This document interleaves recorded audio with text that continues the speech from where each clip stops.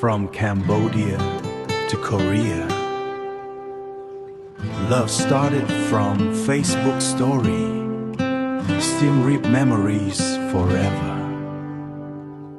ថ្ងៃមួយនៅលើ Facebook បងបានឃើញស្នាមញញឹមអូន Chat មួយបន្តិចคล้ายជាក្តីស្រឡាញ់ Message រយប់កាន់តែចិត្តបេះដូង អូនពីកូរ៉េបងនៅកម្ពុជាចម្ងាយមិនអាចបំបែកចិត្តយើង Video call មើលមុខគ្នារៀងរាល់យប់ Love story កើតឡើងដោយធម្មជាតិ អូននិយាយថា See you soon my love បេះដូងបងរំភើបគ្រប់ពេលថ្ងៃដែលអូនមកដល់សៀមរាប ពិភពលោកបងคล้ายជាពពកាឈូស្នេហាឆ្លងដែន Cambodia Korea ចាប់ផ្ដើមពី Facebook story ដើរកំសាន្តក្រោមភ្លើងទីក្រុងសៀមរាបកាន់ដៃគ្នាយ៉ាងមានសុខមង្គលទៅផ្សារ and mall សប្បាយជាមួយគ្នា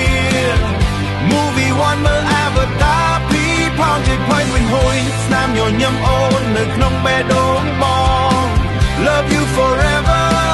my Korean girl យើងទៅមើលអង្គរធំអង្គរតូថតរូបក្រោមពន្លឺថ្ងៃលិច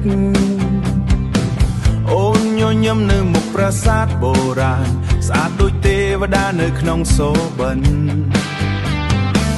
បើកឡានលេងជុំវិញក្រុងសៀមរាប យប់ឡើងទៅក្លាបរាំជាមួយគ្នា Pew Beauty Street ភ្លេងឮកន្ទ្រះអារម្មណ៍ជួបមិត្តបរទេសសប្បាយពេញរាត្រីព្រឹកឡើងអូនត្រូវត្រឡប់ទៅកូរ៉េព្រលានយន្តហោះពោពេញដោយទឹកភ្នែកបងឈរមើលអូនទាំងអាឡ័យបេះដូងបងនៅតែនឹកអូនគ្រប់ពេលអូនប្រាប់ថា Wait for me my love I will come back to see him again ស្នេហាឆ្លងដែន Cambodia Korea ចម្ងាយមិនអាចបំបែកយើងថ្ងៃណាមួយអូននឹងវិលត្រឡប់មក New Rock Classic Rock และ Acoustic Love រាំក្រោមភ្លើងយប់យ៉ាងសប្បាយ From Facebook to forever love Our story will never die